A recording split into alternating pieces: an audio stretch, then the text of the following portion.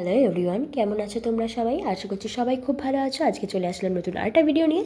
কলকাতা থেকে শিলিগুড়ি ব্যাক করার পর হঠাৎ একদিন ক্রেভিং হলো স্যান্ডউইচ খাওয়ার। এই জিনিসপত্র নিয়ে বসে পড়েছিলাম স্যান্ডউইচ বানাতে। আর ঘরে আগে থেকে এনে রাখা ছিল এই স্লাইস পাউরুটি, আর লাগবে ডিম। সব কিছু রেডি করে নিয়ে বসে পড়লাম। ডিম আর আলু এই দুটো সেদ্ধ হতে দিলাম। আর স্যালাডের জন্য আর স্টাফিংয়ের জন্য যেগুলো লাগবে মশলাপাতি, মানে সবজিগুলোকে কেটে কুটে রেডি করে নিলাম। আর লাগবে সস। তো সেদ্ধ করে নেওয়ার পর ডিম আর আলু নামিয়ে নিলাম। এরপর একের পর এক আদা রসুন পেঁয়াজ এসব মশলাপাতিগুলো দিয়ে স্টাফিংটা রেডি করতে শুরু করলাম। ফার্স্টে আদা রসুন, তারপর পেঁয়াজ লঙ্কা, এরপর টমেটো দিয়ে দিলাম।